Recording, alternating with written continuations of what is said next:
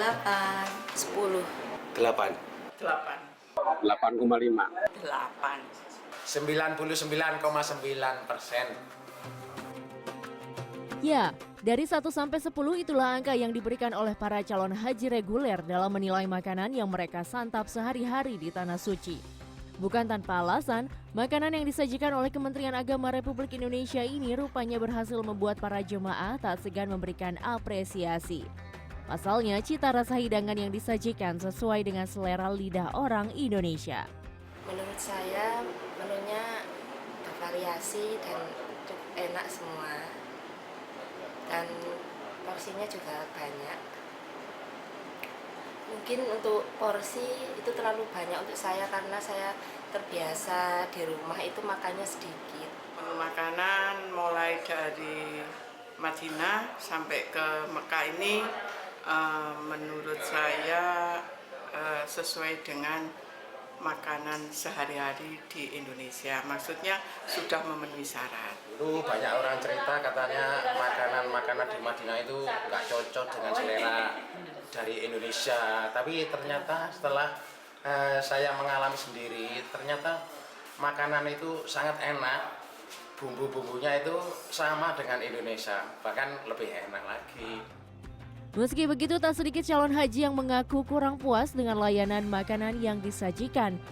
Melansir dari aplikasi Kawal Haji, ada calon haji yang mengeluhkan porsi nasi yang berkurang, lauk pauk kurang variatif, hingga makanan terlambat datang di maktab atau hotel. Kalau kekurangan sih mungkin beberapa kita harus menyesuaikan.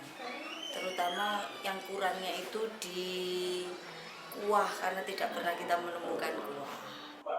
Variatif menunya saja, variatif pola masakannya, karena kita tahu bersama kadang-kadang orang Indonesia kalau menunya seperti itu aja sedikit bosen gitu.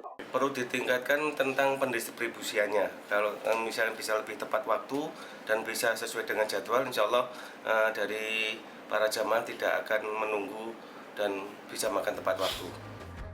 Sementara itu, petugas kesehatan haji Indonesia Dr. Isma Nurul Aini mengingatkan agar jemaah waspada dan patuh pada waktu kedaluarsa yang tertera pada kemasan makanan.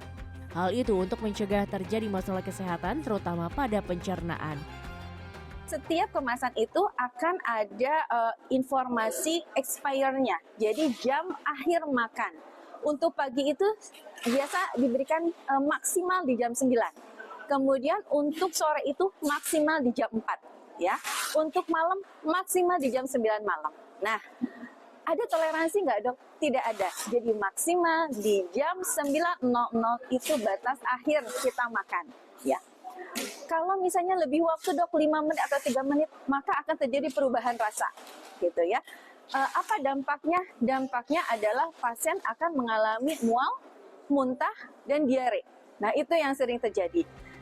Setiap hari jemaah calon haji reguler mendapatkan jatah makan sebanyak 3 kali, yakni pada pagi, siang, dan malam.